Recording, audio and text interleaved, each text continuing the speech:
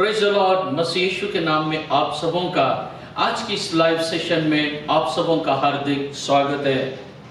आज भी पिता पुत्र पवित्र आत्मा हमारे बीच में है ताकि वो हमें आशीष करे और सारे स्वर्गीय आशीषों से हमें माला माल कर दे। मैं प्रभु का धन्यवाद और स्तुति महिमा करता हूँ। आज भी हमारा प्रभु हमारे बीच में है और हमें जरूर वो आशीषित करेगा। जैसे आप लोग आपके घर में बैठकर इस लाइव सेशन को देख रहे हो, जिस जगह में आप हो वहां से प्रभु आपको आशीष करेगा। आइए हम प्रार्थना के साथ हमारे गीतों को, हमारे वचनों को हम आरंभ करेंगे। प्रेमी पिता, मैं आपका धन्यवाद देता हूं, आपकी स्तुति और प्रशंसा करता हूं, आपकी महिमा करता हूं। आज के इस सुंदर समय के लिए आपका धन्यवाद प्रभु। आज इस इतवार के दिन हम हमारे दिलो दिमाग को तेरे सामने खाली कर देते हैं प्रभु। हम आते हैं तेरे वो अनुग्रह के सिंहासन के पास। प्रभु हमें आशीषित करो। आज के इस इतवार के दिन में आप हमसे बातें करने के लिए हम प्रार्थना करते हैं। हम प्रार्थना करते हैं हमारे जवानों के लिए, जैसे वे गाते हैं बजाते हैं, आपका अनुग्रह उन पर उतरने दीजिए प्रभु जी। हालेलुया। आज हमारी सारी सेवकाई को हम आपके हाथों में समर्पण करते हैं। आशीष कीजिए, पवित्र कीजिए और आपके राज्य के लिए तैयार कीजिए। हर एक रुकावटों को दूर कीजिए। यीशु मसीह के नाम से मांगता हूँ, आमीन। Praise the Lord, praise the Lord. प्रभु का धन्यवाद हो। आइए हम अब गीत की सेवकाई में जाएंगे।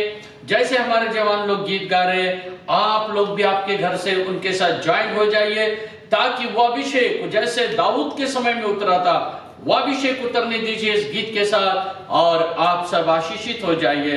Praise the Lord.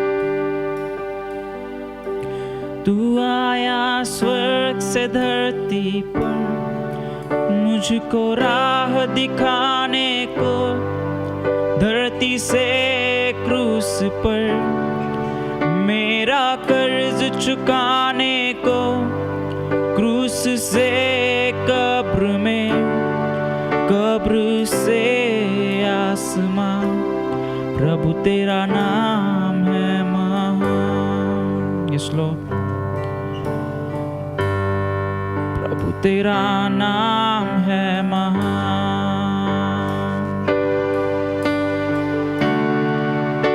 ओ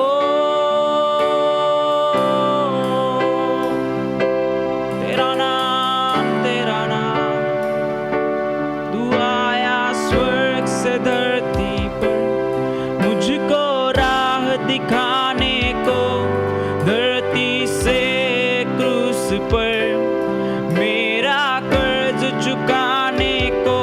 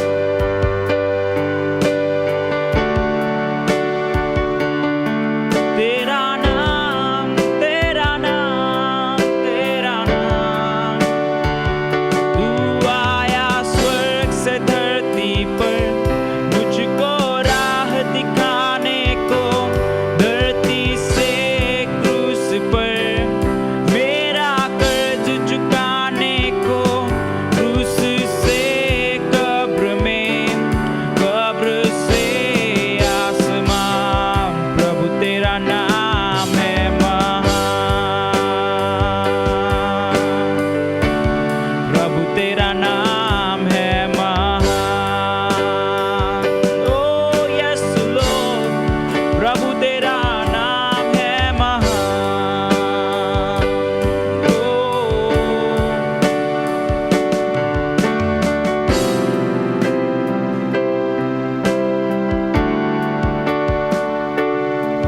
तेरा नाम, यस लॉर्ड।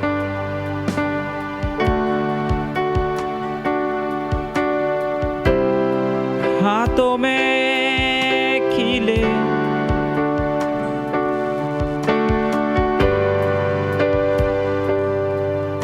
सर पर ताज का टोका पहन के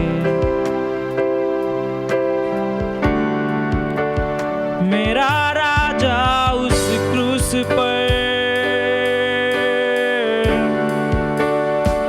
अपने प्राण को त्याग रहा है। प्रभु तेरा प्यार, प्रभु तेरा प्यार, प्रभु तेरा प्यार है महान। तू आया स्वर्ग से धरती पर मुझको राह दिखाने को, धरती से क्रूस पर मेरा कर्ज चुकाने को, क्रूस से कब्र में, कब्र से आसमान। प्रभु तेरा नाम है महान, प्रभु तेरा प्यार है महान। यीशुआ तेरा प्यार है महान। मेरे पिता तेरा प्यार है महान, तेरा प्यार। Thank you Lord, thank you Lord.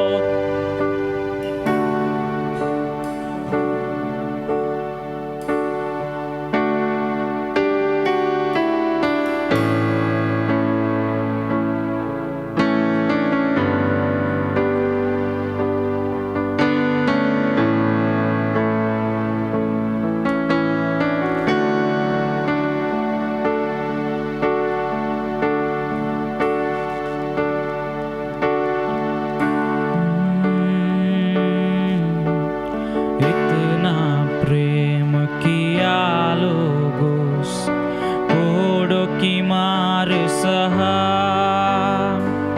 ताज रखा कांटों का सर पर, कुछ ना जुबा से कहा। इतना प्रेम किया लोगों से, कोड़ों की मार सहा, ताज रखा कांटों का सर पे, कुछ ना जुबा से कहा। ऐसा अनोखा प्यार किया आज तलक ना किसने किया।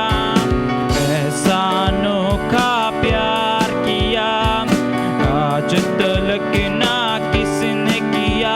प्रभु यीशु मेरा सच्चा है खुदा, प्रभु यीशु मेरा सच्चा है खुदा।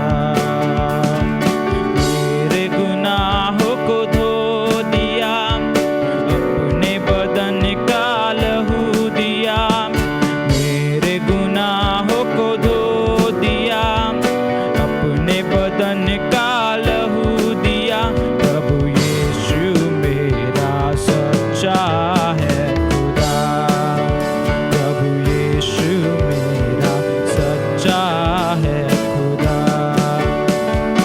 इतना प्रेम किया तूने मुझसे, कोड़ों की मार सहा, ताज रखा कांटों का सर पे, कुछ ना जुबा से कहा। इतना प्रेम किया लोगों से, कोड़ों की मार सहा, ताज रखा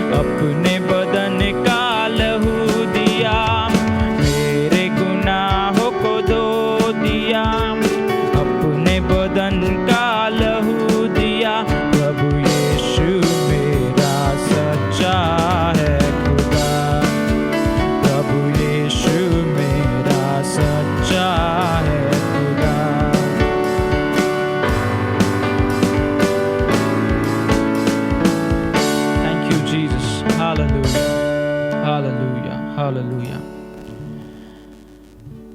Thank you, Lord.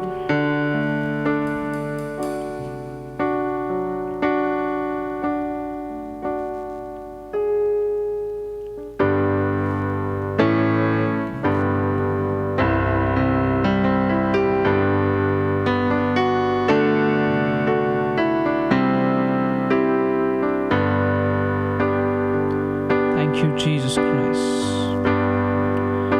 आइए हम अपने आंखों को बंद करें इस समय। वो परमेश्वर सबसे महान है, उसकी स्तुति करेंगे।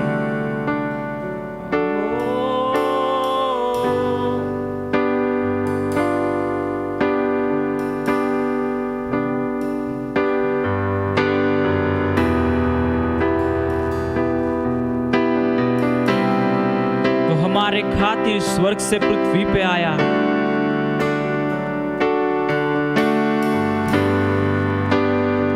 तू मेरे खातिर अपने आप को दिया।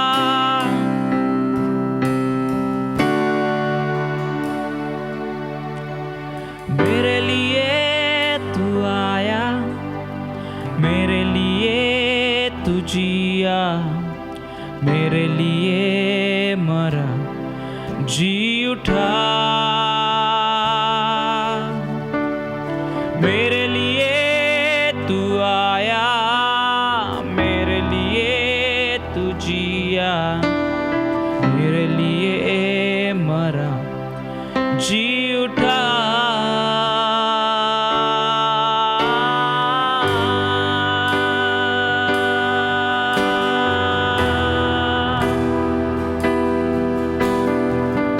ये कैसा अनोखा है प्यार,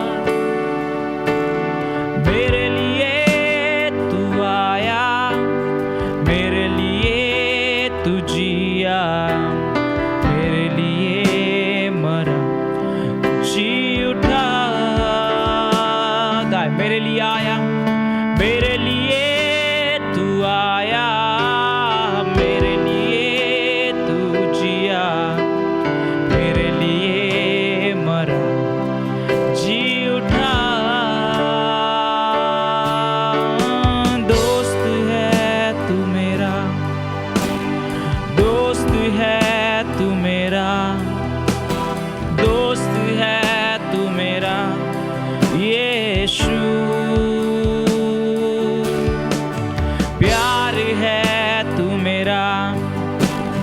प्यार है तू मेरा, प्यार है तू मेरा यीशु।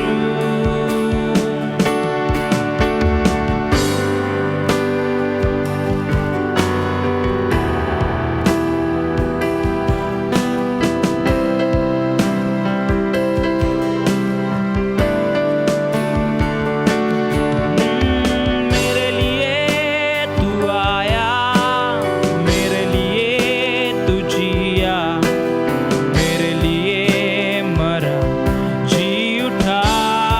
मेरे यीशुआ, मेरे लिए तू आया, मेरे लिए तू जिया, मेरे लिए मरा, जी उठा। ओ दोस्त है तू मेरा, दोस्त है तू मेरा, दोस्त है तू मेरा यीशु। यार है तू मेरा, यार है तू मेरा, यार है तू मेरा यीशु। ओ मैं तुझसे प्यार करता हूँ, तुझसे प्यार करता हूँ, मैं तुझसे प्यार करता हूँ यीशु।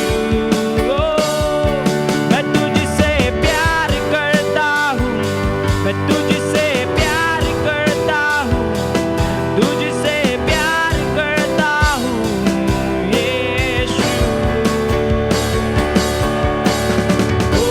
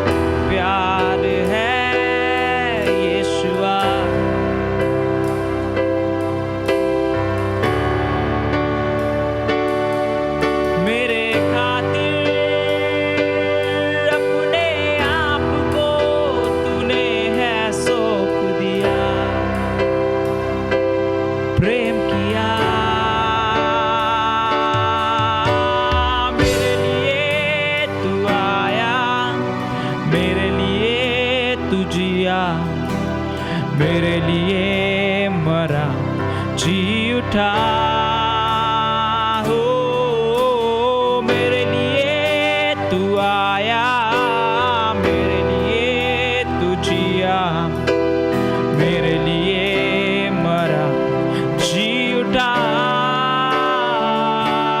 हो दोस्त है तू मेरा, दोस्त है तू मेरा, दोस्त है तू मेरा यीशु,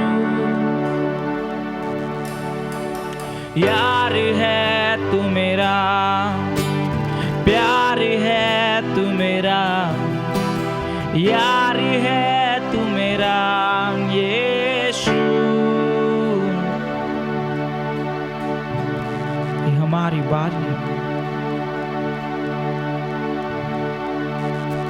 कि हम भी तुझसे प्यार करते हैं प्रभु, ये कहने की ये हमारी बारी है। उसने हमसे प्यार किया, अपने आप को दे दिया।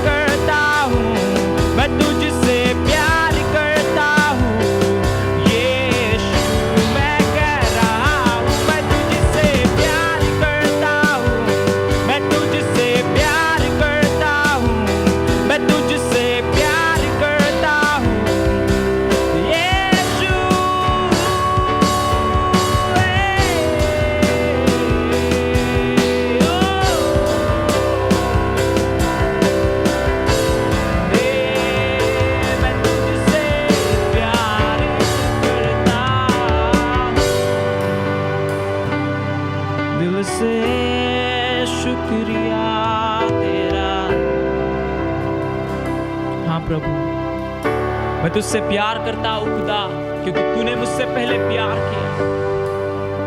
ये कैसा अनोखा प्यार है तेरा। Thank you Lord. हम अपने आप को तेरे हाथों में सौंपते हैं यीशु के नाम से, आमीन।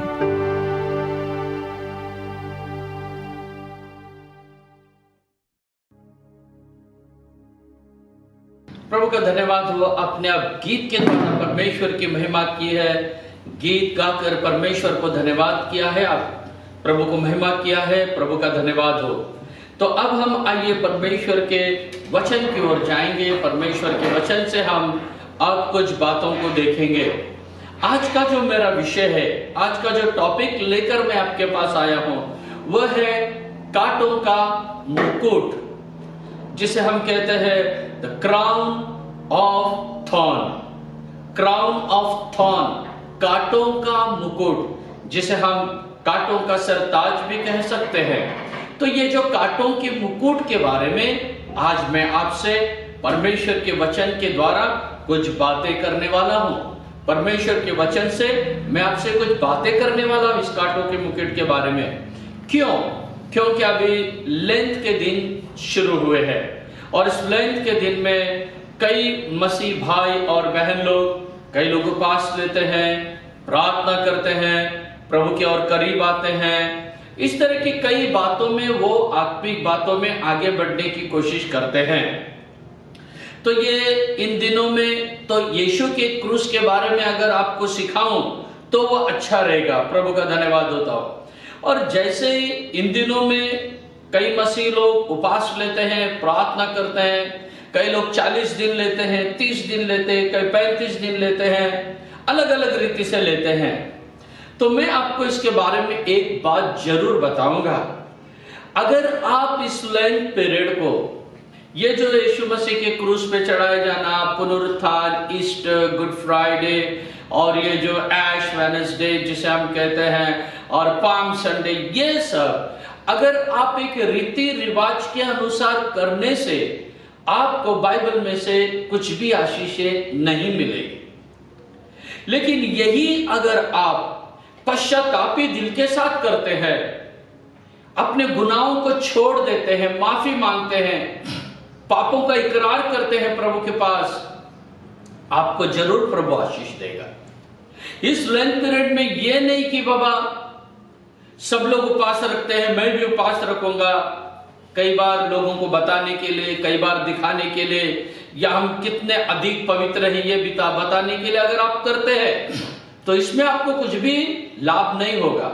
हाँ, यही अगर 40 दिन का उपवास, यही अगर 30 दिन का उपवास आप पश्चाताप के साथ करते हो, यीशु मसीह जो क्रूस के ऊपर मारा गया है उसके दुख दर्दों को याद करते हैं, उसके क्रूस की अमानुष मृत्यु के ऊपर आप दुख व्यक्त करते हैं, तो जरूर आपके लिए ये लेंट पीरियड, ये उपवास के दिन परमेश्वर आशीष के करेगा। Hallelujah, hallelujah. तो इसीलिए मेरा कहना ये कि है, रीति रिवाज बंद करो और पूरे दिल के साथ पश्चाताप करो, पश्चाताप के साथ प्रार्थना करो। इस 40 दिन के उपवास प्रार्थना में प्रभु आप सबों को आशीष करे। मेरी प्रार्थना आपके लिए है। प्रभु का धन्यवाद हो और प्रभु की स्तुति और महिमा हो। इस उपवास प्रार्थना में आपको करना क्या है? तो वही है, इन दिनों में, इस लेंट के समय में हम अपने गलतियों के बारे में, अपने पापों के बारे में, अपने गुनाहों के बारे में प्रभु से माफी मांगे और आगे को ऐसा न करने का निश्चय करें। उसके क्रूस को याद करें, उसके दुखों को याद करें। प्रभु का धन्यवाद हो। यीशु मसीह की जो कष्ट है, यीशु मसीह की जो क्लेश है, उसके जो दुख है, उसने क्रूस पे जो सहा है, उसके हर एक बात हमें कुछ ना कुछ याद दिलाते हैं। उसके हर एक दुख कुछ ना कुछ याद दिलाते हैं। उदाहरण के तौर पे देखो, उसके मुंह पर थूका गया, यीशु के मुंह पे थूका गया, ये उसका एक क्रूस का कष्ट है। ये भी तो इससे हम क्या सीख ले सकते हैं? इससे हम सीख ले सकते हैं कि मैंने जो भी मुंह से पाप किया है उसकी मुआफी के लिए, क्षमा के लिए यीशु के क्रूस, यीशु के मुंह पर थूका गया। हम ऐसा ले सकते हैं आत्मिक उन्नति के लिए। यीशु मसीह के हाथों में खिले मारे गए, तो हम ले सकते हैं मैंने हाथों से जो भी पाप किया है उसकी क्षमा होने के लिए यीशु के हाथों में खिले मारे गए। ऐसा यीशु के जो भी दुख, दर्द, कष्ट है क्रूस के ऊपर के, वो सब हमारे स्पिरिचुअल बेनिफिट होके हम ले सकते हैं। तो प्यारे भाइयों बहनों, इसी तरह आज मैं जो आपको बताने जा रहा हूं मुकुट के बारे में, क्राउन के बारे में। तो यीशु मसीह ने जो कांटों का मुकुट पहना था या पहनाया गया था यीशु को क्रूस पे चढ़ाने से पहले, उसके बारे में मैं बताना चाहता हूं। और ये फर्स्ट टाइम मैं उस क्रूस के उस मुकुट के बारे में बताने वाला हूं, क्रूस के मुकुट के बारे में। शायद मुझे याद नहीं मैंने कभी इसके बारे में प्रचार किया था या नहीं इतने सालों में, लेकिन जैसे मुझे लगा कि भाई इसके बारे में कुछ वचन से हम बातें करें। प्रभु का धन्यवाद हो, प्रभु की स्तुति हो। तो आइए हम इसके बारे में बातें करेंगे कि हम पढ़ेंगे प्रभु के वचन से। हम पढ़ेंगे मत्ती 27:29, मैथ्यू चैप्टर 27 वर्स 29। और कांटों का मुकुट गूंथ कर उसके सिर पर रखा और उसके दाहिने हाथ में सरकंडा दिया और उसके आगे घुटने टेक कर उसे टट्टे में उड़ाने लगे कि हे यहूदियों के राजा नमस्कार। प्रभु का धन्यवाद हो। तो देखिए यहाँ पर यीशु मसीह की सिर पर कांटों का मुकुट रखा गया है करके हमने पढ़ा है। तो मैं आपको इस मुकुट के बारे में कुछ इंफॉर्मेशन या कुछ जानकारी बताना चाहता हूं। तो जैसे बाइबल में कई प्रकार के मुकुट के बारे में है, अलग अलग मुकुट के बारे में है। अगर हम देखने गए तो नीति वचन 27 उसके 24 में दिया गया है, राज मुकुट के बारे में लिखा गया है।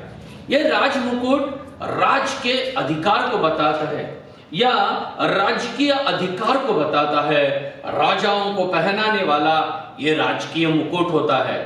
और दूसरा मुकुट के हम देखते हैं अभिषेक का मुकुट, या अभिषेक का मुकुट कहने से क्या, यही हम निर्गमन की किताब 29वां अध्याय वचन 6 और 7 में पढ़ सकते हैं कि अभिषेक का मुकुट है, पवित्र आत्मा के अभिषेक के द्वारा मिलने वाला मुकुट के बारे में। और जो तीसरा मुकुट है पति का मुकुट, पति का मुकुट उसकी पत्नी करके लिखा गया है। तो पति के मुकुट के बारे में हम बाइबल में पढ़ते हैं नीति वचन 12:4, प्रवक्ता 12 and verse 4 में पति के मुकुट के बारे में हम पढ़ते हैं। वही प्यारे भाइयों बहनों, भली स्त्री जो है अपने पति का मुकुट होती करके लिखा है। और जो चौथा मुकुट है बुद्धि का मुकुट या ज्ञान के मुकुट के बारे में लिखा है नीति वचन 4 अध्याय वचन 7 से 9 तक अगर हम पढ़ेंगे तो वहां पर बुद्धि के मुकुट के बारे में, ज्ञान के मुकुट के बारे में लिखा है। और ऐसे 5वां मुकुट के बारे में हम पढ़ते हैं द क्राउन ऑफ जॉय, आनंद का मुकुट के बारे में लिखा है। वो 1 थिस्सलुनीय 2 अध्याय वचन 19, 1 थिस्सलुनियंस चैप्टर 2 and verse 19 में ये लिखा है आनंद के मुकुट के बारे में। तो ये आनंद का मुकुट कौन है? यह आनंद का मुकुट हर एक वो विश्वासी है जो सच्चाई को पहचाना, जाना और आखिरी समय तक वो सच्चाई में बना है। तो जिस परमेश्वर के दास के द्वारा उसने वचन सुना था, जिस परमेश्वर के सेवक के द्वारा उसने वचन सुना था, वो व्यक्ति वो परमेश्वर के दास का मुकुट बनेगा, वही आनंद का। अभी समझो इस बहन को मैंने, सिस्टर ग्रेस को मैंने प्रभु का वचन सुनाया, ये कुछ जानते नहीं है, लेकिन मैंने इनको वचन सुनाया और इन्होंने यीशु मसीह को स्वीकार किया। यीशु मसीह को स्वीकार करने के बाद बपतिस्मा लिया, पवित्र आत्मा का अभिषेक पाया और सच्चाई में जीवन बिताते। और जब यीशु मसीह आएगा उस समय यह भी वहां पर होगी और उस समय मुझसे उद्धार पाया था, ये मेरा मुकुट होगी वहां पर। और ये कौन सा मुकुट रहेगा? यह आनंद का मुकुट। इस तरह का मुकुट है। और भी एक मुकुट के बारे में मैं बताता हूं, धर्म का मुकुट, द क्राउन ऑफ राइचियसनेस। ये 2 थिमोथी उसके 4 अध्याय के 8वें वचन में लिखा है कि यह उस समय के मुकुट के बारे में बताया गया है जब प्रभु यीशु मसीह बादलों में आएगा। यीशु के आगमन में हम सबको मिलने वाला ये मुकुट है। और 7वां मुकुट है जीवन का मुकुट, द क्राउन ऑफ लाइफ। वो याकूब की किताब उसके 1 अध्याय वचन 12 में लिखा है, जो कष्ट उठाते हैं, तकलीफ उठाते हैं और जय पाते हैं, प्रभु के आगमन में दिखाई देते हैं, उन्हें मिलने वाला मुकुट। और भी एक मुकुट के बारे में है महिमा का मुकुट। 1 पतरस 5वां अध्याय का 4 वचन में है द क्राउन ऑफ ग्लोरी। ये कब? यीशु के आगमन में हम सबको मिलने वाले ऐसे कई मुकुट के बारे में बाइबल में लिखा है। तो अभी मैंने आपको लगभग 8 प्रकार के मुकुट के बारे में अभी बताया है। ऐसे कई मुकुट है और भी, इनकरप्टेबल मुकुट, और तुम ऐसे दौड़ो कि तुम्हें मुकुट मिले इनाम, ऐसे कई और भी मुकुट के बारे में है बाइबल में।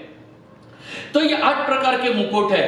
तो ये जो अभी मैंने आपको 8 प्रकार के मुकुट के बारे में मैंने आपको बताया, तो यीशु मसीह का जो मुकुट था इन सारे मुकुट से अलग था। हालेलुया। यीशु मसीह ने जो मुकुट पहना है कांटों का, ये कोई भी मुकुट नहीं है, ये सब अलग अलग है। वो सबसे अलग मुकुट प्रभु यीशु मसीह ने पहना है। हालेलुया। सबसे अलग, दुनिया में ना किसी राजा ने आज तक पहना है, ना कोई राजा पहनने वाला है, ना कोई व्यक्ति ने पहना है, ना कोई व्यक्ति पहनने वाला है, ना कोई अपराधी ने पहना है, ना कोई अपराधी पहनने वाला है। एक में या ओनली सिर्फ प्रभु यीशु मसीह ने ये मुकुट पहना है। मेरे भाई और बहनों, ये मुकुट साधारण मुकुट नहीं, ये दर्दनाक मुकुट है। ये दर्दनाक और असहनीय कांटों का मुकुट हमारे प्रभु यीशु मसीह ने पहना है। रोमियो के रूल में भी ये नहीं था। रोमियो का जो कानून था, रोमियो के कानून में भी कहीं पर भी ये नहीं था कि अपराधियों को कांटों का मुकुट पहनाओ, नहीं। हाँ, रोमियो का रूल था क्रूस पे चढ़ाओ, क्रूस की यातनाएं दो, 39 उसे कोड़े मारो, चाबुक मारो, ये सब रूल था उनका। यीशु मसीह को वो सब सहन करना पड़ा, लेकिन जो ये मुकुट डालने की जो प्रक्रिया थी या मुकुट डालने वाली जो बात थी, ना इससे पहले किसी को डाला गया था, ना यीशु के बाद किसी को डाला गया। वही हमारे प्रभु यीशु मसीह की खासियत है कि आपके लिए और मेरे लिए उसने ऐसे दर्द भरी बात को सहन किया है। सिर्फ यीशु मसीह ही एकमात्र राजा है, यीशु मसीह एकमात्र उद्धार करता है जिसने कांटों का सरताज पहना है। आज इसी कांटों के मुकुट के बारे में मैं आपसे बात करना चाहता हूं, इसी कांटे के मुकुट के बारे में। देखिए कांटों का मुकुट कैसे दिखता है। प्रभु का धन्यवाद हो। इस कांटे के मुकुट के बारे में मैं आपसे चंद बातें पवित्र शास्त्र बाइबल से शेयर करना चाहता हूं। जैसे कि अभी हमने पढ़े मत्ती 27 अध्याय का 29वां वचन में, मैथ्यू 27 एंड वर्स 29 में जैसे हमने अभी पढ़े, और कांटों का मुकुट गूंद कर उसके सिर पर रखा और उसके हाथ में एक सरकंडा दिया गया। उसके हाथ में सरकंडा दिया गया और उसके आगे आगे घुटने टेक कर उसे टट्ठों में उड़ाने लगे। ये यहूदियों के राजा नमस्कार करके उसका मजाक उड़ाने लगे, उसकी टट्ठा उड़ाने लगे। ये कांटों का मुकुट एक प्रकार का टट्ठा ही है, एक प्रकार का मजाक उड़ाने वाली बात है। यही कांटों का मुकुट रखा जाएगा और भी मार्क रचित सुसमाचार 15 अध्याय वचन 17 में भी लिखा है। मार्क चैप्टर 15 एंड वर्स 17 में भी यीशु मसीह के सिर के ऊपर कांटों का मुकुट था बोल के लिखा है। और एक जगह में लिखा है, यूहन्ना रचित सुसमाचार में भी लिखा है, जॉन चैप्टर 19 एंड वर्स 2 में भी लिखा है कि कांटों का मुकुट प्रभु यीशु मसीह के सिर पर गूंथ कर रखा गया करके लिखा है। तो ऐसे हम अलग अलग जगह में पढ़ते हैं, प्रभु यीशु मसीह के सिर के ऊपर कांटों का मुकुट रखा गया है। मेरे भाई मेरी बहन, इन दिनों में आप दुख मनाते समय, लेंथ के दिन में या इस कष्ट के समय में, आप इन कांटों के मुकुट को याद करके, आप अगर लेंथ पीरियड मनाते हो या नहीं मनाते हो, कुछ भी हो जाए, लेकिन आप इन दिनों में इस कांटे के मुकुट को याद करना जरूरी है। कांटे के मुकुट के हम लोग याद करेंगे और कैसे प्रभु ने इसे सहन किया और ये कैसे प्रभु ने बर्दाश्त किया, इसके बारे में हम प्रभु के साथ दुखी हो जाएंगे। ये सब इसीलिए हुआ आपको और मुझे गुनाहों से माफी देने के लिए, पाप से छुटकारा देने के लिए। तो क्यों कर हम वापस पाप में जाए, क्यों कर हम वापस बुरी बातों में फंसे। ये कांटों का मुकुट, तो इस कांटों के मुकुट के बारे में मैं कुछ आपको ऐतिहासिक जानकारी देना चाहता हूं। वो बाइबल में नहीं है वो जानकारी, लेकिन इतिहास में से निकाल कर मैं आपके सामने रख रहा हूं। मैं बताना चाहता हूं, ये जो कांटे निकाले गए थे, ये जो पेड़ है, जुजुब नाम के पेड़ से ये कांटे निकाले जाते हैं। तो जुजुब, अगर इंग्लिश में स्पेलिंग देखने से JUJUBE, ये जुजुब नाम के पेड़ से ये कांटे निकाले जाते हैं। और इसका एक साइंटिफिक नाम भी है। इसका क्या, इसका साइंटिफिक नाम, इसका साइंटिफिक नाम है इन कांटों का पिना क्रिस्टी। पिना क्रिस्टी नाम के ये कांटे हैं और इसका इंग्लिश में स्पेलिंग ऐसा है, S जो है वो साइलेंट है, PINA, पिना, और क्रिस्टी CHRISTY, क्रिस्टी। ये जो पिना क्रिस्टी नाम के ये कांटे हैं और ये कांटों का नाम है पिना क्रिस्टी। और ये कांटे प्रभु यीशु मसीह के सिर पर उसका मुकुट बनाकर या मुकुट गूंथ कर उसका मुकुट बना के प्रभु के सिर पे रखा गया था। और ये कहां मिलता है? अफगानिस्तान के जंगलों में, उस मरुभूमि में ये पेड़, जुजुब के पेड़ या पिना क्रिस्टी कांटे वहां पर पाए जाते हैं। और ये जो मुकुट बनाते समय ये जो इसकी लंबाई लगभग 7 फुट तक ली जाती है।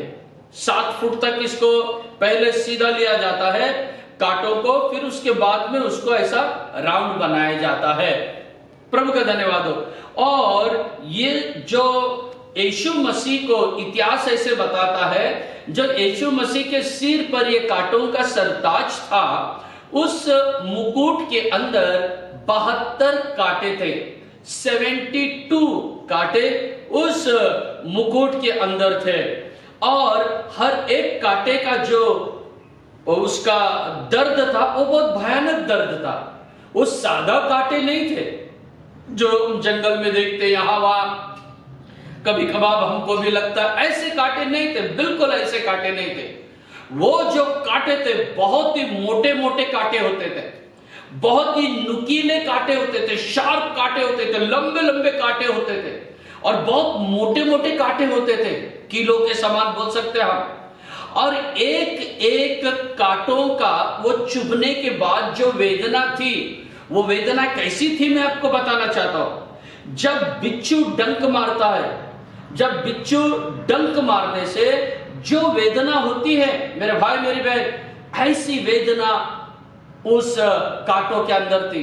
आप में से कुछ लोगों को बिच्छू डंक मारने के कारण होने वाली वेदना का आपने अंदाज लिया होगा। मैंने अंदाज लिया है।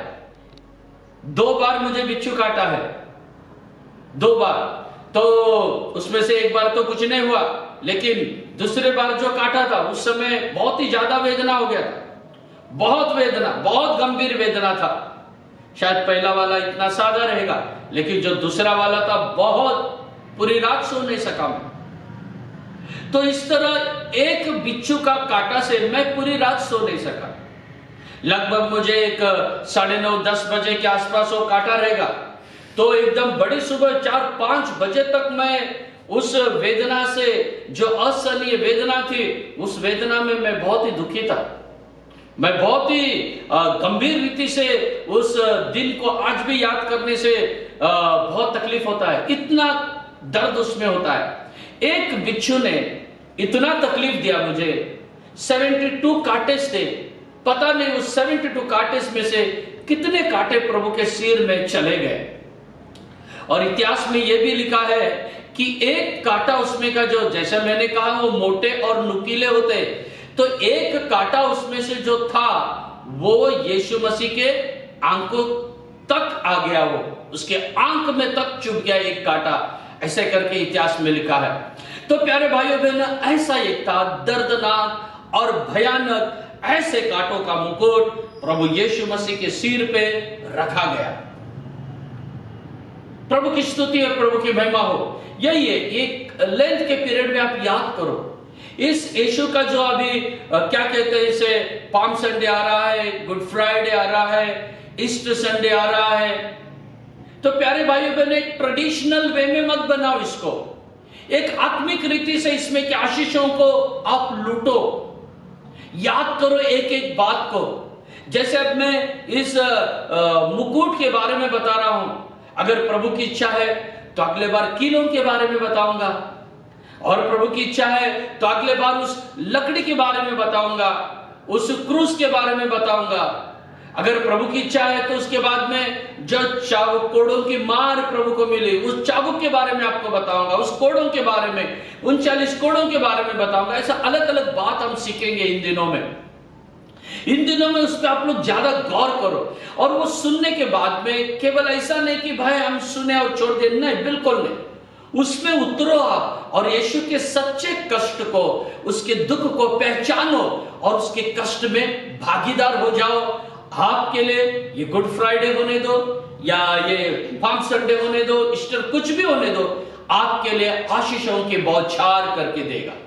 आपको बहुत ऐसे आशीषों को आप इसमें पा सकते हो।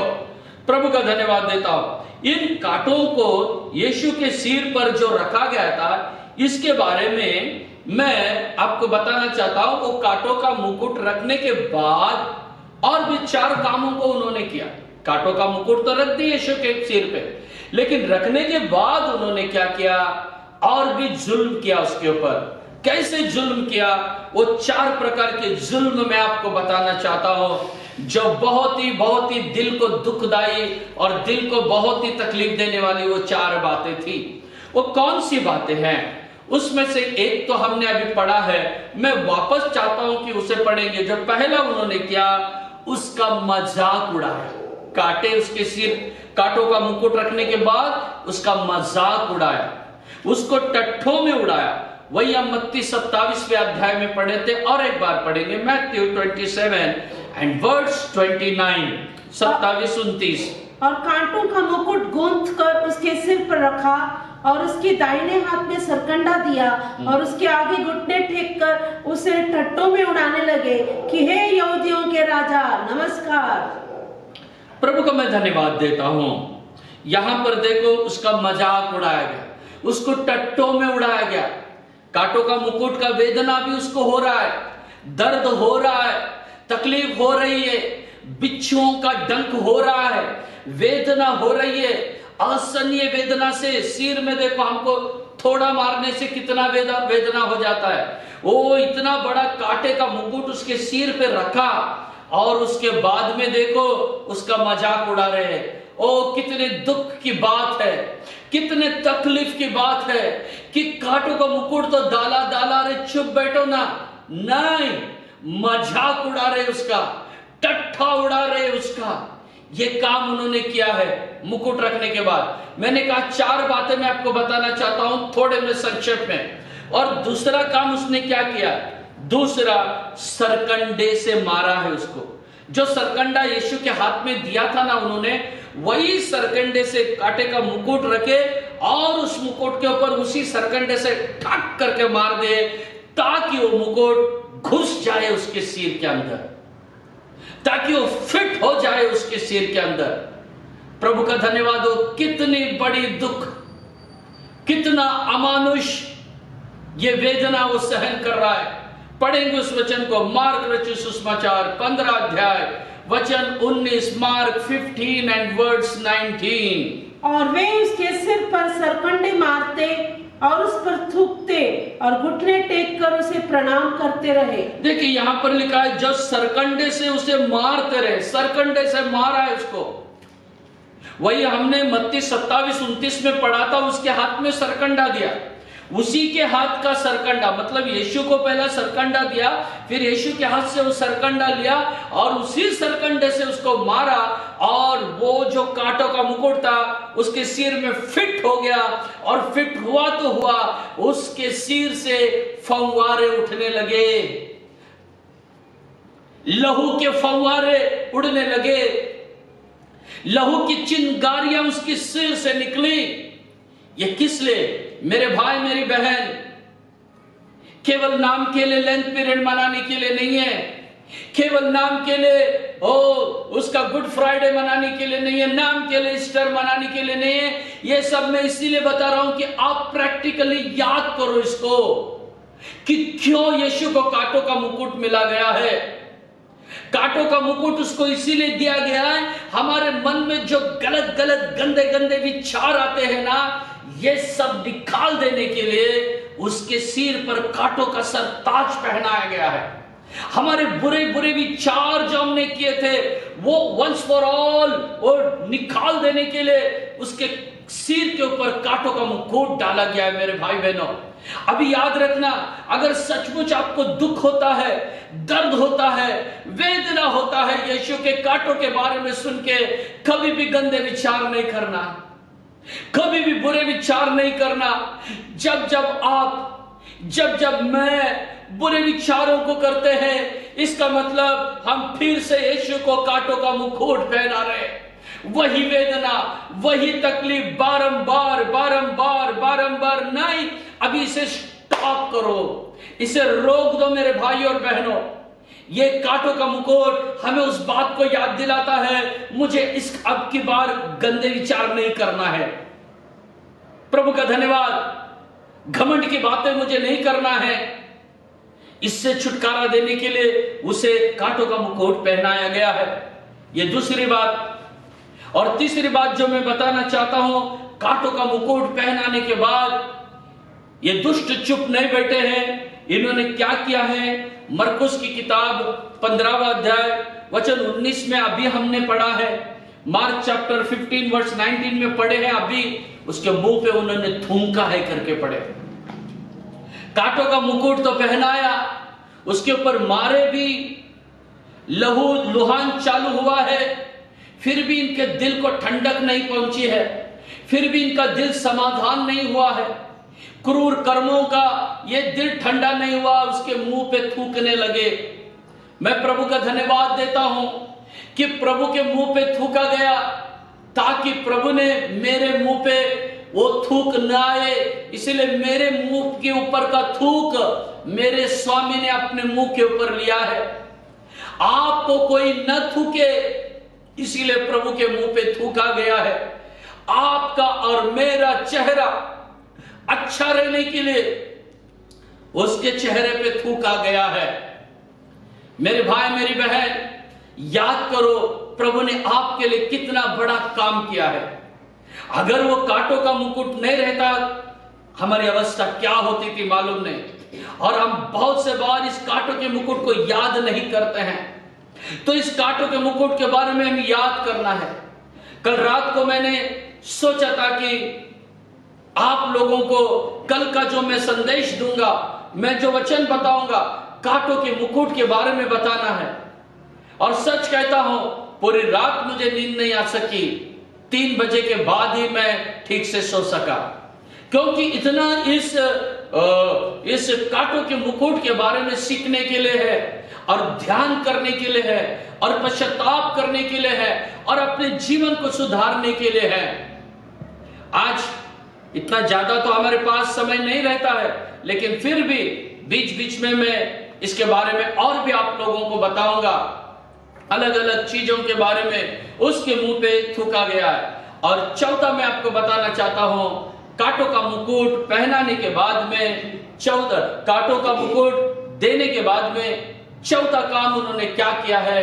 उसके मुंह पे तमाचा मारा है, थप्पड़ मारा है उसके मुंह के ऊपर। वो हम यूहन्ना रचित सुसमाचार 19वें अध्याय में पढ़ सकते हैं, 3 वचन में, जॉन चैप्टर 19 एंड वर्स 3। और उसके पास आकर कहने लगे, हे यहूदियों के राजा प्रणाम, और उसे थप्पड़ भी मारे।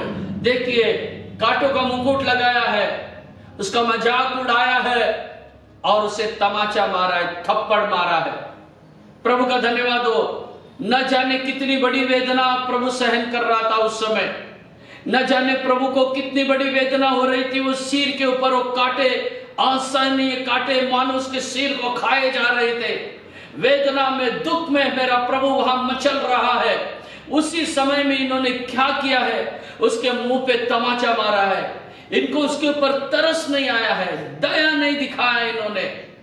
मेरे भाई मेरी बहन, इतना अमानुष मृत्यु को यीशु ने क्यों सहन किया? ये कांटों का सरताज क्यों? इसीलिए कि आप और मैं इस कांटों के मुकुट से बच जाए। इसीलिए यीशु ने अपने सिर पर इस कांटों के मुकुट को लिया है। इसीलिए आप और मैं सावधान हो जाएंगे। इसीलिए आप और मैं अपने जीवन को प्रभु के हाथों में समर्पण करेंगे, और आने वाले दिनों में हम रोज इस बात को याद करेंगे, रोज इस बात के बारे में हम ध्यान करेंगे। याद रखना, जब भी आप किसी कांटों के मुकुट को देखते हैं, कई बार फोटो में यहां वहां देखते हैं हम, कई बार क्रूस के ऊपर उस कांटे के मुकुट को बताया गया, हाईलाइट किया गया है फोटो में। तो जब भी आप उस कांटों के मुकुट को देखते हो, तो उस समय में ये किसने बनाया, कैसे बनाया, वो मत सोचिए। इन 4 बातों को याद कीजिए जो मैंने अभी आपको बताया है। जब भी आप बाइबल पढ़ते हो, बाइबल पढ़ते समय अगर इस कांटों के मुकुट का जिक्र आता है, उस समय इन 4 बातों को याद करो जो मैंने आपको बताया है। जब भी आप मैसेज सुनते हो, आज भी जैसे आप मैसेज सुन रहे हो, आने वाले दिन में भी जैसे आप इस संदेश सुनेंगे, मैसेज सुनेंगे, इन 4 बातों को याद करना। उसका मजाक उड़ाया गया है, सरकंडे से मारा गया है, उसके मुंह पे थूका गया है, उसे थप्पड़ मारा गया है।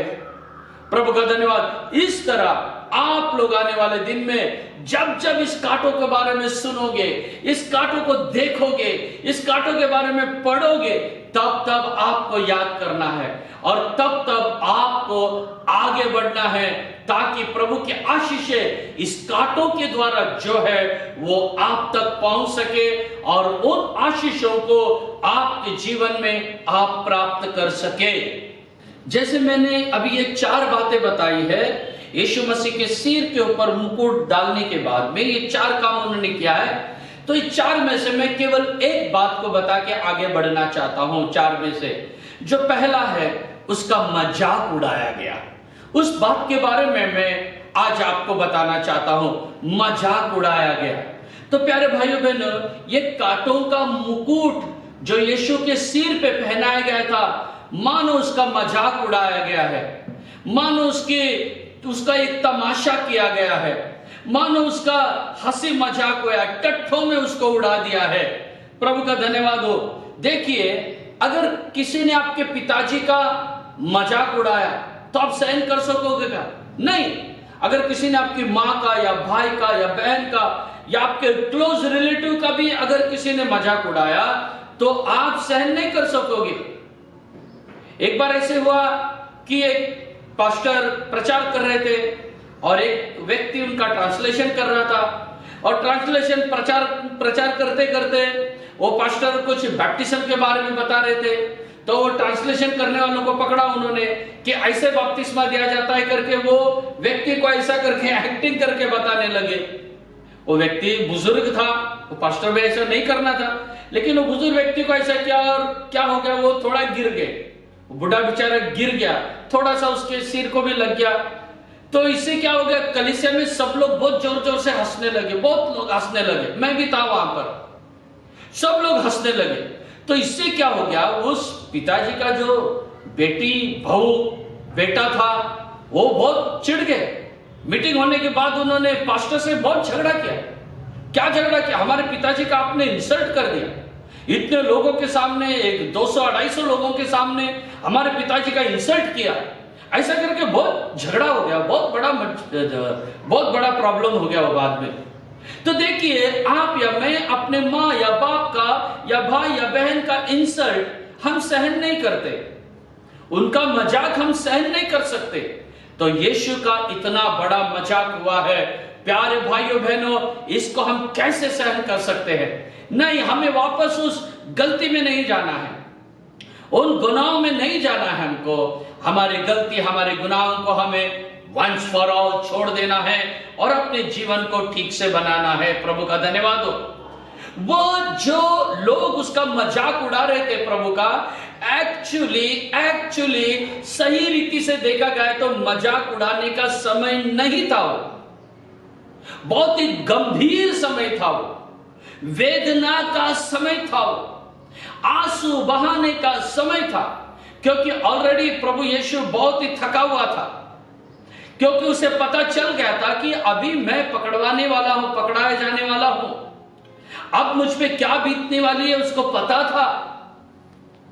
वो प्रार्थना में चला गया है, रात में आके उसे पकड़ा गया है, गत्सेमने बाग से उसको लेकर गया है और उसके बाद में हकीम के सामने उसका इंक्वायरी हो रहा है, लोग वहां चिल्ला रहे हैं, बंदी बनाया गया है, कई तकलीफ ऐसे एकदम कष्ट और मानसिक दबाव में, मानसिक तकलीफ में प्रभु यीशु था। उस समय में ये लोग मजाक उड़ा रहे हैं उसका। कितनी गंदी बात है यह, बिल्कुल मतलब हमें बर्दाश्त नहीं होने वाली बात है। तो प्यारे भाइयों बहनों, हमें इससे क्या सीख मिलता है? हमें इससे यह सीख मिलता है, एक बार यीशु को कांटों का मुकुट पहनाया गया, अब मैं कोई ऐसी गलती नहीं करूंगा जिसके कारण यीशु को वापस कांटों का मुकुट पहनाया जाएगा। नहीं, हमें हमारे जीवन को बदलना है, हमारे चाल चलन को बदलना है। जो शराब पीता है वो आपसे शराब न पिए, जो गाली बकता है वो आपसे गाली न बके, जो तंबाकू खाता है, मिश्री लगाता है, वो आपसे ऐसा न करे, जो बीड़ी सिगरेट पीता है वो आज से स्टॉप करे, जो चोरी करता है, झूठ बोलता है, गंदे काम करता है, वो आज से स्टॉप करे, क्योंकि जब जब आप ऐसा करते हो ना, तब तब यीशु को मुकुट पहनाया जाता है। अरे मेरे भाई मेरी बहन, एक बात अपने कान खोल के सुन ले आज तो। उन रोमी सैनिकों ने हमारे प्राण प्रियो को एक ही बार मुकुट पहनाया, लेकिन तुम हो जो बार बार गलती करते हो, बार बार माफी मांगते हो और बार बार ये मुकुट प्रभु को चढ़ाते हो। कब तक ऐसे डुप्लीकेट जिंदगी को हम जिएंगे? अब से हमें ये बंद करना है। कब तक हमारे प्रभु को हम तकलीफ देंगे? आज से हमें ये पूरा कंप्लीट स्टॉप करना है। प्रभु का धन्यवाद, प्रभु की स्तुति हो। ये सब आपके लिए और मेरे लिए उसने किया है। जब प्रभु यीशु मसीह को क्रूस पे चढ़ाने की बात आई, तो जैसे मैंने कहा, ये जो कांटों का मुकुट उसको चढ़ा के उन्होंने मजाक किया, अरे ये यहूदियों का राजा, अरे नमस्कार नमस्कार, यहूदियों के राजा, प्रणाम प्रणाम, ऐसे उनकी टट्टा उड़ाई। और राजा कहां है? राजा ऐसा कहने के बाद में वो चुपने बैठे हैं, तो उसके ऊपर एक दोष पत्र भी लगाया गया है, एक बोर्ड बना के वहां पर लगाया गया है, दोष लगाया गया। वो बोर्ड कौन सा था? पढ़ेंगे। लूक रचित सुसमाचार में दिखाया गया 23वां अध्याय और 38वां वचन, लूक 23 and verse 38। और उसके ऊपर एक पत्र भी लगा था कि यह यहूदियों का राजा है। देखिए, एक दोष पत्र लगाया हुआ था, केवल पत्र नहीं, दोष पत्र था। और वहां वो दोष पत्र क्या था? यह यहूदियों का कौन है? यहूदियों का राजा है करके। इतना अधिक टट्ठा, इतना उसके हद नहीं रह गई। यहूदियों का राजा बोल के कांटों का मुकुट पहना के उसकी मजाक उड़ाया गया है। मैं प्रभु का धन्यवाद देता हूं। आज सुबह मैं आपको कुछ खास बताने जा रहा हूं। इसमें से आज सुबह मैं कुछ, इस दोपहर के समय में, इस सुबह के समय में कुछ खास मैं आपके सामने रखने जा रहा हूं। Hallelujah, hallelujah. प्रभु का धन्यवाद, प्रभु की स्तुति महिमा हो। ये टट्टों का जो कांटों का मुकुट था, अब ये कांटों का मुकुट, ये टट्ठा का मुकुट रियलिटी में बदलने जा रहा है। हालेलुया, रियलिटी में बदलने जा रहा है। प्रभु का धन्यवाद हो। वो कैसे रियलिटी में बदलेगा? परमेश्वर के वचन देखो इसके बारे में क्या बता रहे, यहोवा का वचन क्या बताता है। पढ़ेंगे प्रकाशित वाक्य, उसके 19वें अध्याय में हम जाएंगे। 11 और 12 देखिए, आपका दिल आनंद से भर जाएगा। जब मैं ये भाग पढ़ रहा था, मेरे दिल में बहुत बड़ी खुशी आई, मेरे दिल में बहुत बड़ा आनंद हुआ, और यही आपको भी होगा। Revelation 19 verse 11 and 12। फिर मैंने स्वर्ग को खुला हुआ देखा और देखता हूँ कि एक श्वेत घोड़ा है, एक श्वेत घोड़ा है, और उस पर एक सवार है, उस पर यीशु मसीह है, जो विश्वास योग्य और सत्य कहलाता है, और वह धर्म के साथ न्याय और लड़ाई करता है। उसकी आंखें आग की ज्वाला है, और उसके सिर पर बहुत से राज मुकुट है। बस उसके सिर पे बहुत से राज मुकुट। Hallelujah, hallelujah. कांटे का मुकुट नहीं, अब राज मुकुट है। यीशु के सिर के ऊपर अब कई राज मुकुट है। प्रभु का धन्यवाद हो। ओ केवल राजा नहीं, बल्कि राजाओं का राजा है। मेरे भाई मेरी बहन, अब एक मुकुट नहीं है। कांटों का तो एक मुकुट था, लेकिन अभी उसके सिर के ऊपर कई मुकुट है करके यहां पर बताया गया। अनेक मुकुट उसके सिर के ऊपर है। हालेलुया। अब ये कांटों का मुकुट बहुत जल्दी महिमा का मुकुट बनने वाला है। हालेलुया। बहुत जल्दी आशीषों का मुकुट, एक नहीं अनेक, नॉट वन, मैनी, प्लेंटी, बहुत से मुकुट उसके ऊपर एक करके यहां पर हम पढ़ते हैं। प्रभु का मैं धन्यवाद देता हूं। प्रभु की स्तुति और महिमा हो। कांटों का मुकुट अब आशीषों के मुकुट में बदलने वाला है। ये देखो, अभी आगे एक इंपॉर्टेंट बात मैं बताने वाला हूं आपको। वो क्या है? ये अभी कांटों का मुकुट नहीं रहेगा उसके ऊपर। उसके सिर पे कौन सा मुकुट रहने वाला है? प्रकाशित वाक्य हम देखते हैं, उसके 19वें अध्याय में मुकुट के बारे में और भी लिखा है। वो राजाओं का राजा है करके लिखा है। हम पढ़ेंगे रेवलेशन 19 and verse 16। प्रकाशित वाक्य 19 का 16 में राजाओं का राजा करके लिखा है। और उसके वस्त्र और जांघ पर यह नाम लिखा है, ये नाम लिखा है, राजाओं का राजा, हाँ। प्रभुओं का प्रभु। Hallelujah, hallelujah, praise the Lord. Praise the Lord। हमारा प्रभु राजाओं का राजा है, प्रभुओं का प्रभु है। उसके सिर पे कई मुकुट है। हमने अभी पढ़ा है प्रकाशित वाक्य 19वां अध्याय में हमने पढ़े, उसके सिर पे कई मुकुट है। 11-12 वचन में हमने पढ़े। तो कई मुकुट, मुझे कितना भी मुकुट लगता है, कितने मुकुट नहीं लिखा है, लेकिन मुझे क्या लगता है, इधर अभी हमने पढ़े वो राजाओं का राजा है, क्योंकि 19वें अध्याय में आया है। देखो 19वें अध्याय में ही वो राजाओं का राजा है करके लिखा है, और उसके सिर पे कई मुकुट है। तो 19वें वचन में, यहां पर 19वें अध्याय के 16 वचन में वो राजाओं का राजा, प्रभुओं का प्रभु कहने से आज तक दुनिया में जितने राजा होके गए ना, उन सारे राजाओं का यीशु मसीह राजा है। हालेलुया। हालेलुया। तो आज तक दुनिया में जितने राजाओं ने मुकुट पहने, उन सबसे बढ़ के ज्यादा मुकुट हमारे प्रभु यीशु मसीह को है। कांटों का मुकुट पहना के रोमियों को लगा, हमने उसे लथेड़ दिया है, हमने उसे खदेड़ दिया है, हमने उसे लुढ़का दिया है, हमने उसका काम तमाम कर दिया है। नहीं नहीं नहीं, ये कभी भी नहीं हो सकता है। प्रभु का धन्यवाद हो, अब उसके पास कई मुकुट है और वो राजाओं का राजा है। देखिए, अब मैं और एक बात आपको बताने वाला हूं। ये कांटों का मुकुट अब नहीं है। ये कौन सा मुकुट है? हम पढ़ेंगे प्रकाशित वाक्य अध्याय 14 और वचन 14 में क्या लिखा है। Revelation 14 and verse 14। और मैंने दृष्टि की और देखो, एक उजला बादल है और उस बादल पर मनुष्य के पुत्र सरी का कोई बैठा है, जिसके सिर पर सोने का मुकुट। हालेलुया, सोने का मुकुट। अब कांटों का मुकुट नहीं रहा, अब वो कौन सा मुकुट हो गया है? वो सोने का मुकुट हो गया है। हम ताली बजा के प्रभु का धन्यवाद करेंगे, हम ताली बजा के प्रभु की महिमा करेंगे, क्योंकि कांटों का मुकुट बदलने वाला है और एक सोने का मुकुट आने वाला है, एक महिमा का मुकुट आने वाला है, और वो परमेश्वर वो उसके बेटे को ऐसा वापस ऊंचा करने वाला है। Hallelujah, hallelujah. कांटों का मुकुट पहना कर ऐसा नहीं था कि वो उसे खत्म कर दिया जाए। नहीं नहीं, वो कभी भी खत्म नहीं हो सकता। राजाओं का राजा है। पुराने नियम में भी एक व्यक्ति के बारे में मैं आज आपको बताना चाहता हूं। आज पुराने नियम के 2 व्यक्तियों के बारे में मैं चर्चा करूंगा आपसे। तो उसमें से पहले एक व्यक्ति के बारे में मैं बताने वाला हूं, जिसका मजाक उड़ाया गया था, जिसका मजाक उड़ाया गया था, लेकिन बाद में वो राजा से भी बढ़ के हो गया, वो राजा बन गया है, एक बड़ा अधिकारी बन गया है। लेकिन पहले क्या उड़ाया? उसका मजाक उड़ाया था।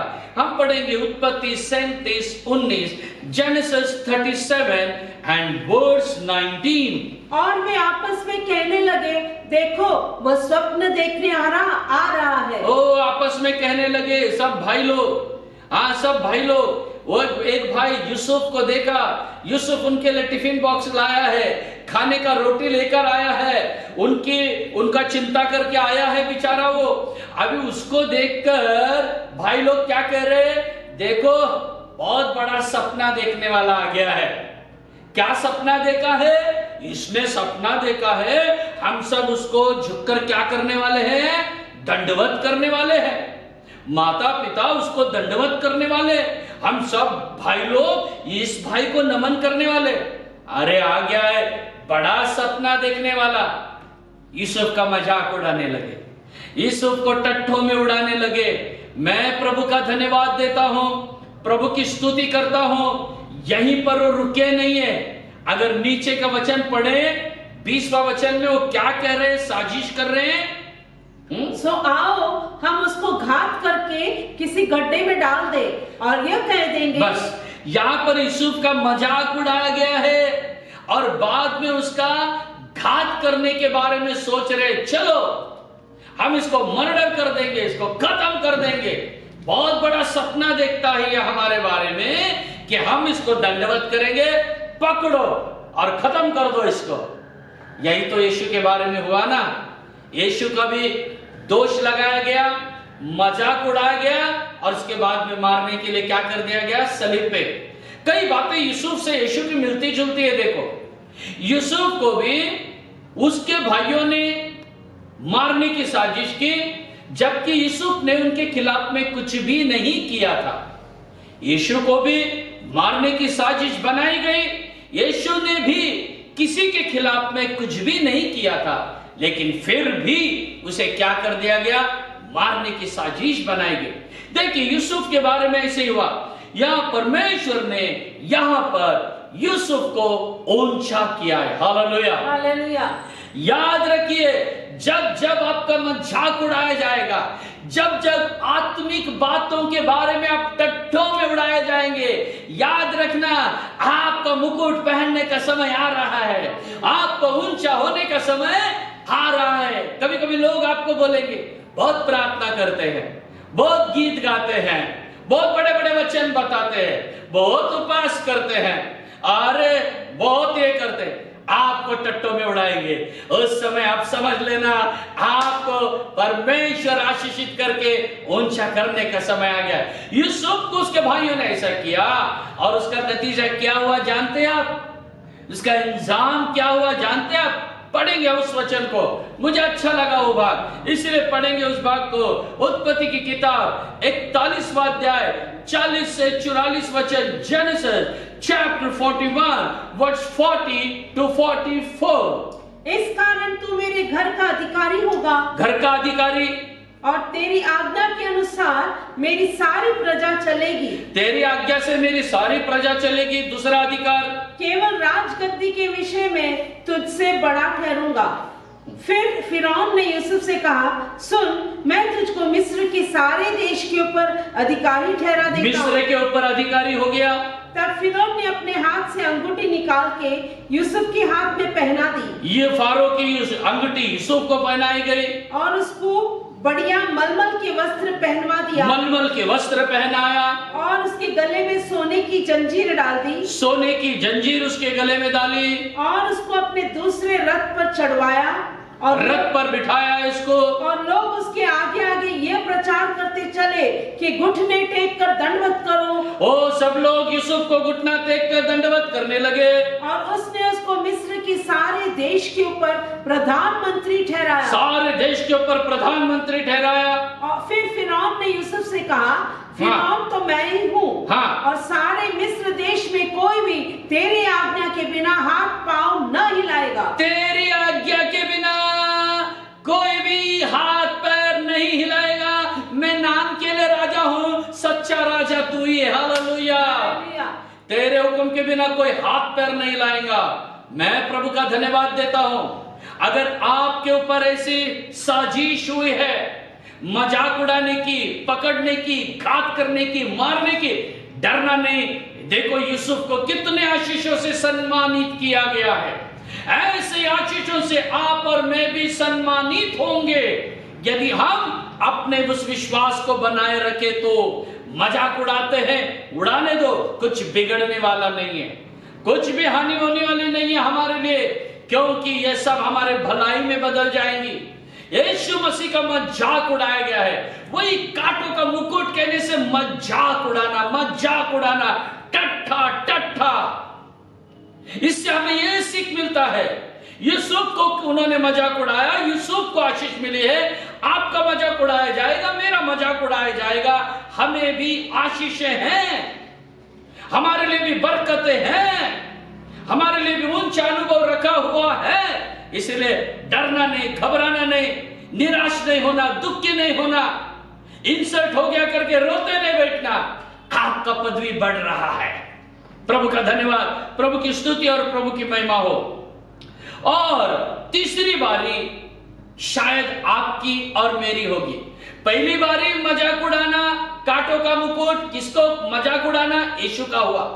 दूसरी बारी मैंने बताया यूसुफ का हुआ। ऐसे कई लोगों का हुआ है, केवल ये दोनों का हुआ ऐसा नहीं।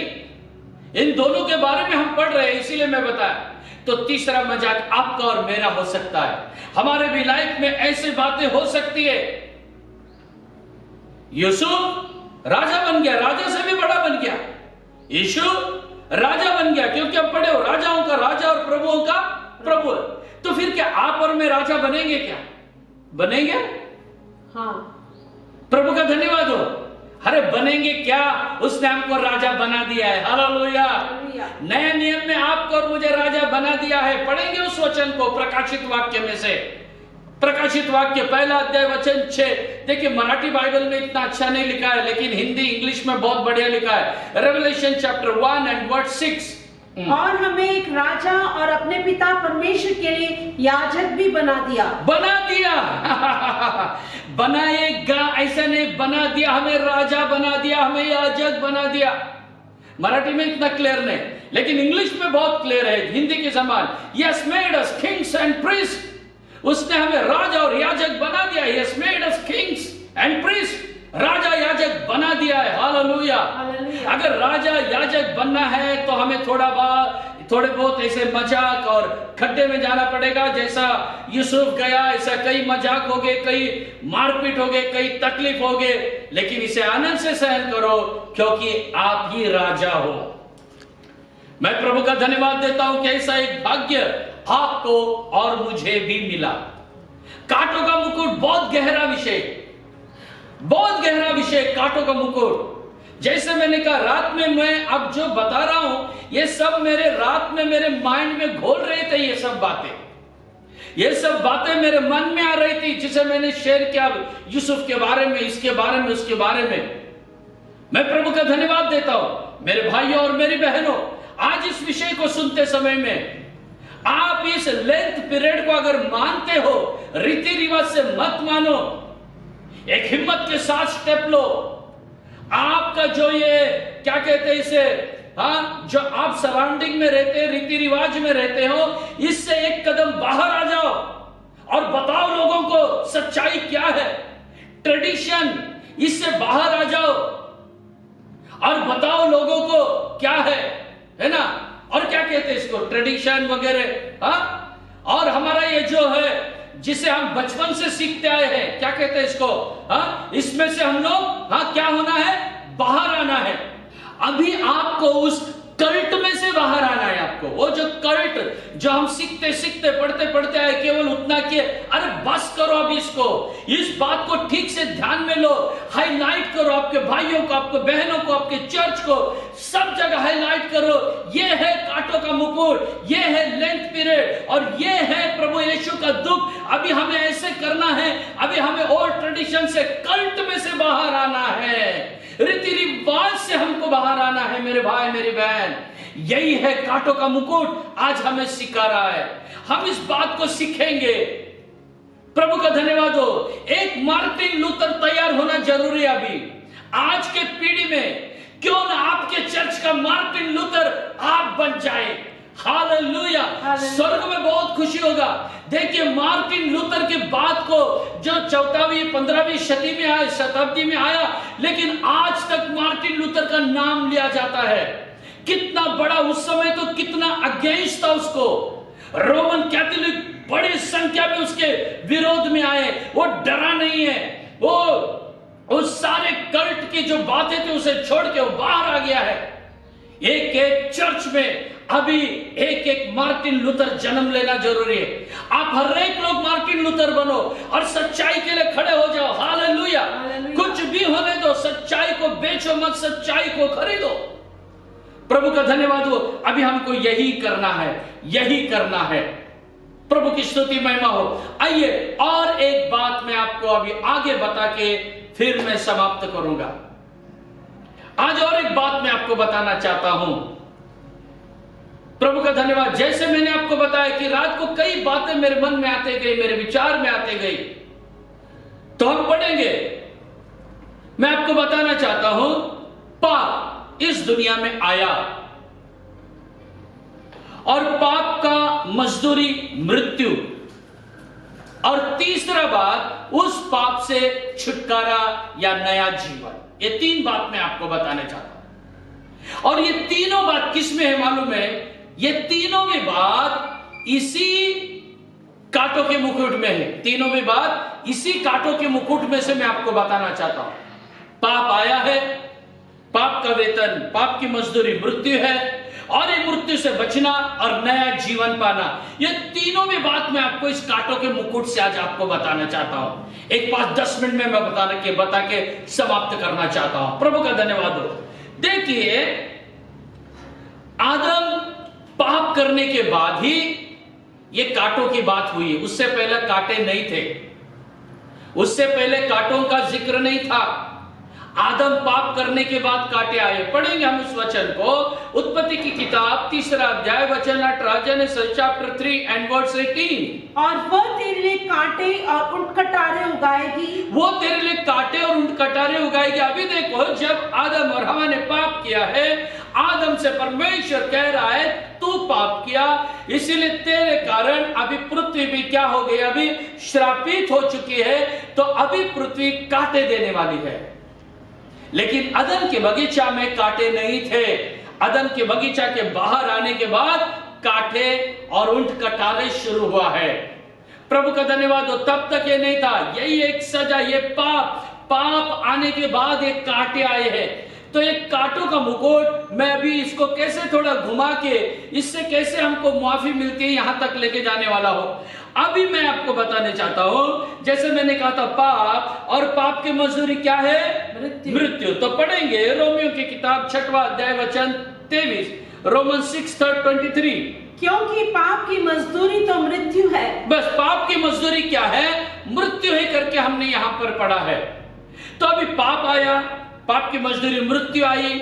अब ये पाप को भी निकालना है, इस मृत्यु को भी निकालना है, और अभी जीवन और नया जीवन लाना है। और ये कांटों के मुकुट से मुमकिन है, और कांटों के मुकुट से हुआ है, और ये पॉसिबल है। आज भी अगर कोई पाप में है, कोई मृत्यु में है, तो ये कांटों का मुकुट देखिए, कांटों का मुकुट, इस कांटों के मुकुट के द्वारा आपको छुटकारा जरूर मिलेगा। प्रभु का धन्यवाद हो, प्रभु की स्तुति और प्रभु की महिमा हो। तो देखिए, मैं आपको एक उदाहरण देना चाहता हूं। अब्राहम और इसहाक के बारे में आप लोग जानते हैं कि अब्राहम को बुढ़ापे में पुत्र हुआ इसहाक। फिर परमेश्वर उससे कहता है, भाई अब इसहाक को लेके जाओ, मोरिया पहाड़ के ऊपर लेके जाओ, और उसके लिए मेरे लिए कुर्बान कर दो उसको। अभी अब बुढ़ा अब्राहम लेके जा रहा है, इसहाक को ऊपर गया है, बलि वेदी सब किया है, लकड़ियां सब रख दिया है। अब उसके बीच में इसहाक ने एक सवाल भी पूछा है, पापा सब लिए है, लेकिन बलि का वस्तु किधर है? अरे बेटे, सब परमेश्वर देख के देगा, चल लेके गए हैं, सब कुछ हुआ, अरेंजमेंट हुआ है। अब बलि चढ़ाने की नौबत आ गई है। आदम ने इसहाक को रख दिया है बलि वेदी के ऊपर, और उस बलि वेदी के ऊपर रख दिया है। इसहाक को मालूम पड़ गया है कि बलि का वस्तु दूसरा कोई नहीं, अभी मैं ही है। लेकिन वो शांत हो गया। पिताजी को उसने क्या नहीं किया, उल्टा जवाब नहीं दिया है, शांत हो गया। अभी के बच्चे रहने से शायद वो बलि वेदी के ऊपर से भाग जाते थे, दौड़ते करके शायद पापा के ऊपर आक्रमण करते थे। लेकिन इसहाक का नेचर, स्वभाव देखो, शांत रीति से सो गया। अब अब्राहम ने छुरा लिया है, जैसे उसे घात करने वाला है, जैसे उसका कुर्बान करने वाला है, जैसे उसको बलि चढ़ाने वाला है, परमेश्वर ने उसको ऊपर ही रोक लिया उसके हाथ को। Hallelujah, hallelujah. और उसके बाद क्या हुआ है, उसके बाद क्या हुआ है, वो मैं आपको बताना चाहता हूं। उसके बाद क्या हुआ है, देखो।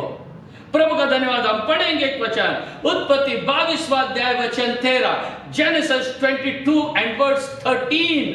तब इब्राहिम ने आंखें उठाई, हाँ। क्या देखा कि उसके पीछे एक मेढ़ा अपने सींगों से एक झाड़ी में बजा हुआ है।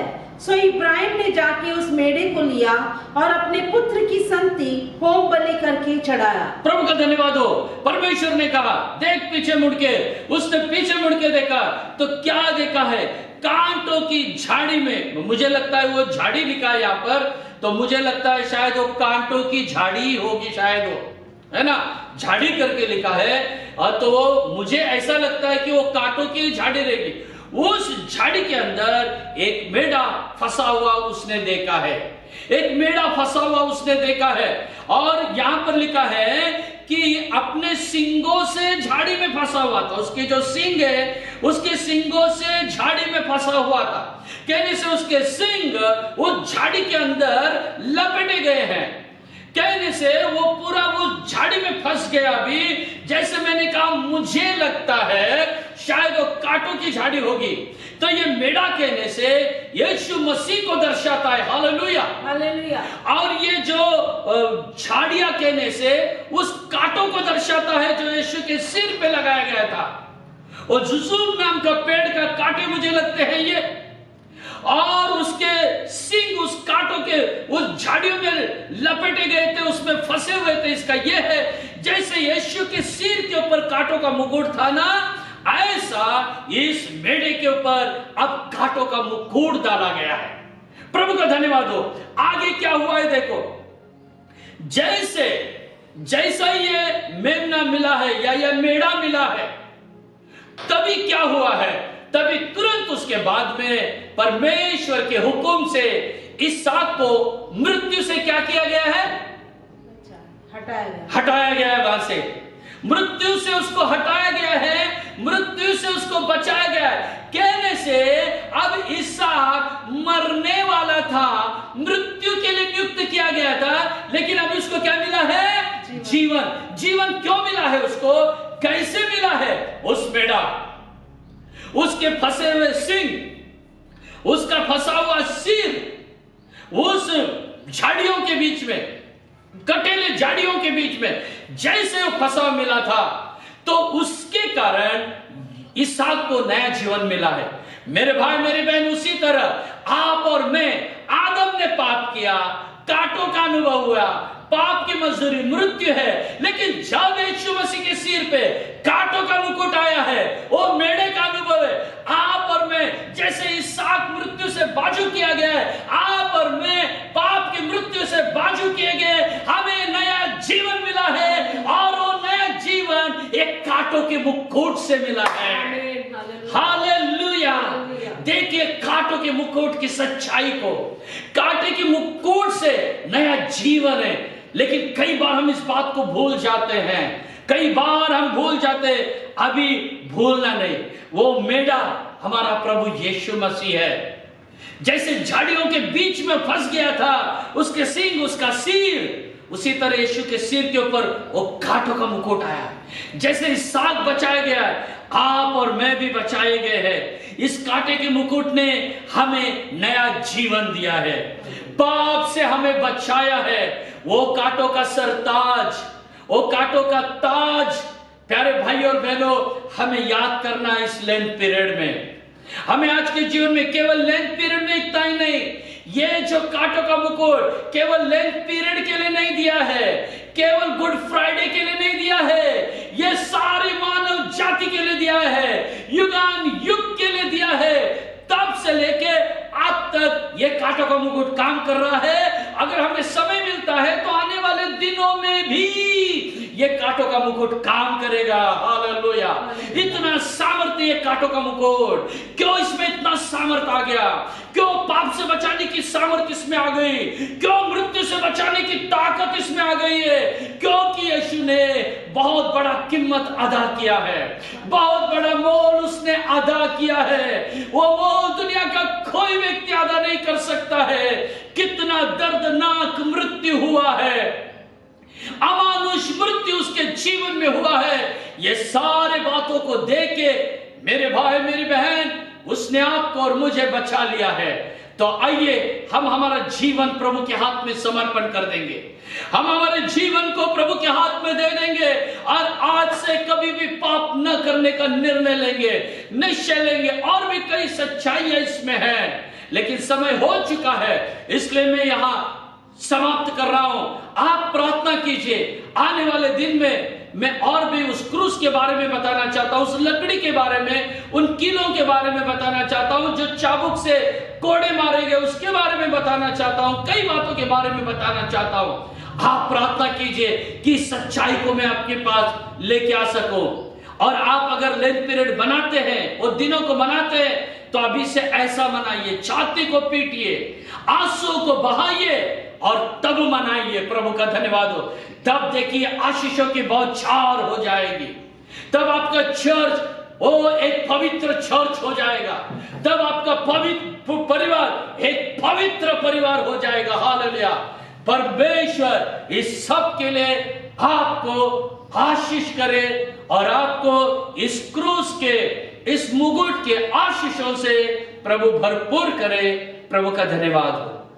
प्यारे प्रभु, धन्यवाद करते प्रभु आज के इतवार के दिन प्रभु तेरे कलवरी क्रूस के प्रभु जी मृत्यु के बारे में ध्यान करने के लिए इन दिनों में तू हमें मदद कर रहा है, इसलिए धन्यवाद करते प्रभु। जैसे पूरे दुनिया में लोग उपवास प्रार्थना में है प्रभु, आज प्रभु तेरे कांटों के मुकुट के बारे में ध्यान करने के लिए तूने मदद किया, तूने बड़े बड़े रहस्यों को इसके द्वारा हमें प्रकट किया, इसलिए धन्यवाद करते प्रभु जी।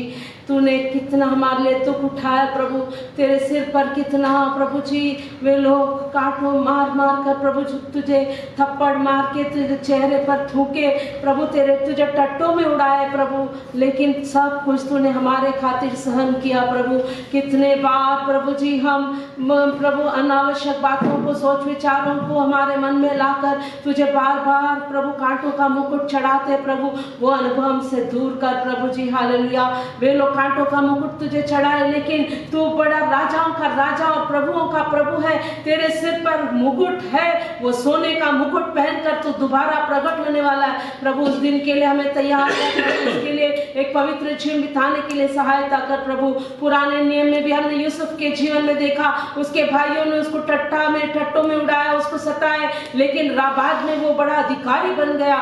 उसी प्रकार प्रभु जी हमारे जीवन में जब लोग हमें टट्टों में उड़ाएंगे प्रभु जी, लेकिन तूने हमें राजा और याजक बना दिया है प्रभु जी, इसलिए खुशी के साथ इन सारे अनुभवों में जाने के लिए तो हमें मदद कर प्रभु।